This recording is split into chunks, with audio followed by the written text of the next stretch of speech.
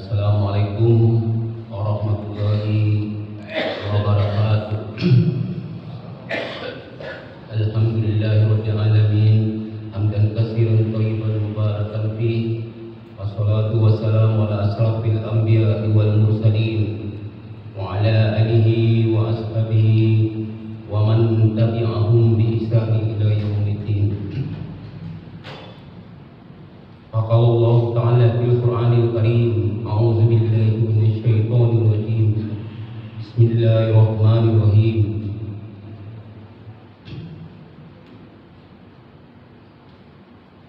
Walladzina idza dzukiru bi ayati rabbihim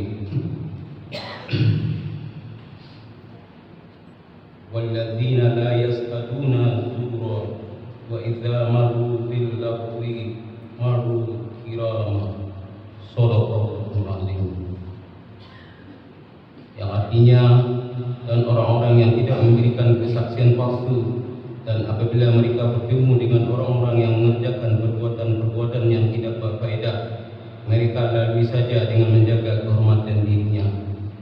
Maha benar Allah dengan yang maha agung. Surat Al-Furqan ayat 72.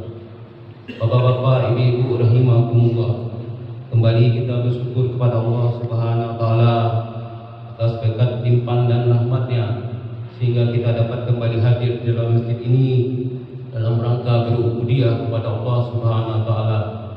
Dan selawat dan salam semoga tercurahkan kepada baginda Nabi Muhammad sallallahu alaihi wasallam, kepada keluarga beliau, kepada sahabat-sahabat beliau, kepada pengikut-pengikut setia beliau sampai akhir zaman. Bapak-bapak, ibu-ibu rahimakumullah, berlandaskan surat Al-Furqan ayat 72 tadi, tema buku kita adalah kesaksian palsu. Kesaksian palsu adalah bersaksi dengan secara batil, mengada-ngada kebohongan, dan memanfaatkan kesempatan untuk memutarbalikkan fakta dan membalas dendam kepada musuh. Bapak-bapak, ibu-ibu rahimakumullah, akhir-akhir ini kita mendengar bahwa ada berita yang sangat menggemparkan di Indonesia. Ada seorang yang 8 tahun yang lalu bersaksi pengadilan kasus pembunuhan di Cirebon, di mana pada hari ini mereka mencabut kesaksian bahwasanya kesaksian yang 8 tahun yang lalu itu adalah kesaksian bohong, karena mereka merasa bahwasanya pada saat itu diintimidasi sehingga berbuat kebohongan, menyebabkan 8 orang terpidana, 7 diantaranya dihukum seumur hidup. Kemudian pada saat ini kembali berita itu dan kesaksian itu diangkat kembali oleh kepolisian, sehingga kembali masalah itu kembali diungkit oleh para terpidana yang mereka mengajukan pengajuan kembali atau PK.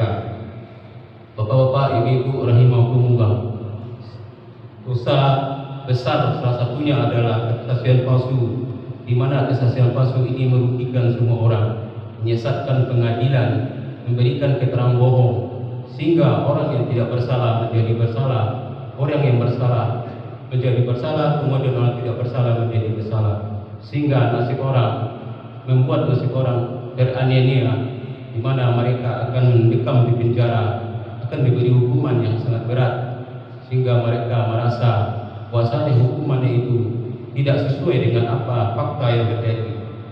Bapak-bapak, ibu-ibu rahimakumullah, makanya kita bersaksi, contoh seperti dalam pengukuran tanah, di mana ada orang yang mengaku bahwasanya patok-patok tanahnya tidak demikian, kemudian mereka memperpanjang atau memperlebar patok-patok tanah sehingga mengambil hak-hak orang lain, di mana tanah orang lain dirampas untuk kepentingan. Padahal nanti tanah yang mereka ambil itu, di mana Allah akan junjung atau dukung kepada mereka sebesar tanah yang mereka ambil, bukan hanya sebesar misalnya contoh 1 kali 2, tapi 7 lapis ke bawah.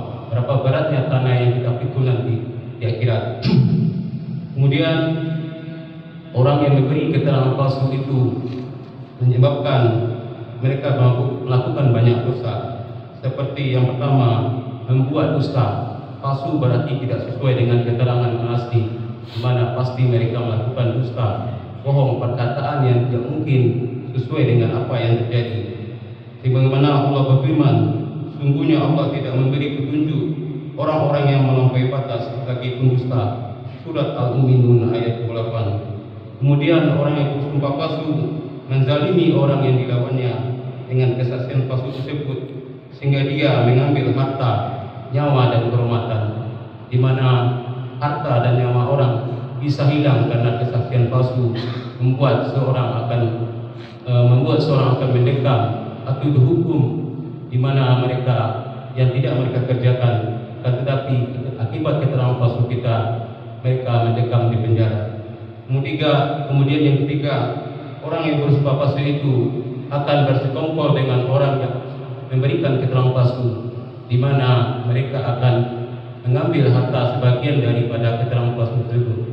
Seperti ada seorang yang mungkin memberikan keterangan palsu bahwasanya harta itu adalah harta si A, dan tetapi ternyata bukan harta si A. Tujuannya adalah agar harta si A nanti ada sebagian dari mereka yang mereka ambil untuk kepentingan mereka. Kemudian yang keempat, orang yang memberikan keterangan palsu berarti telah membolehkan sesuatu yang diharamkan oleh Allah, atau sesuatu yang mereka langgar dari apa yang diperintahkan oleh Allah Subhanahu wa taala. Sebagaimana Rasulullah bersabda, setiap muslim atas muslim lainnya adalah haram dalam hal harta, nyawa, dan kehormatan. Hadis riwayat Bukhari, di mana seseorang akan menghalalkan darah orang lain untuk kepentingan pribadi. Sebenarnya ini dilarang oleh Allah Subhanahu wa taala melalui hadis Nabi tadi. Tidak mungkin kita seorang muslim mengambil hak orang lain atau hak muslim lain karena mereka adalah sesama agama dengan kita. Kemudian bapak-bapak, ibu-ibu rahimakumullah, ada berapa sanksi dari orang yang memberi keterangan kesaksian palsu.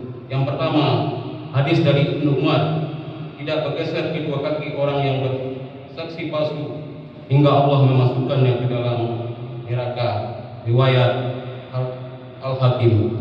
Artinya nanti di pengadilan atau di pada yaumil hisab, seorang akan belum berpindah selama perhitungan hisab mereka belum selesai, sehingga mereka pasti akan dimasukkan dalam neraka karena keterangan kesaksian palsu tadi. Artinya di mana pasti bagi orang yang memberikan keterangan kesaksian palsu dan tidak bertobat, mereka akan mendapat ganjaran neraka, di mana Allah akan memberikan mereka tuntutan yang begitu berat bagi mereka. Kemudian yang kedua, sanksi bagi mereka yang memberi keterangan palsu. Menurut Imam Malik, Imam Syafi'i dan Imam Ahmad berpendapat bahwa orang memberi kesaksian palsu itu diberikan hukuman takzir, artinya hukuman yang dimana tidak ada di dalam Al-Quran, hanya kebijakan dari hakim, seperti hukuman cambuk, masukkan dalam penjara. Kemudian yang ketiga, untuk hukum Indonesia, dalam KUHP pasal 242 ayat 1 berbunyi, barang siapa yang dalam keadaan di mana undang-undang menentukan supaya memberikan keterangannya di atas sumpah atau mengadakan akibat hukum kepada keterangan demikian dengan sengaja memberi keterangan palsu di antara sumpah, baik lisan maupun tulisan secara pribadi atau melalui kuasanya yang khusus ditunjuk untuk itu, diancam dengan pidana penjara paling lama 7 tahun. Artinya di dunia saja dalam hukum kita bahwasanya manusia yang memberi keterangan palsu akan diancam oleh Allah, akan diancam oleh hukum positif kita dalam KUHP, diberikan sanksi selama 7 tahun.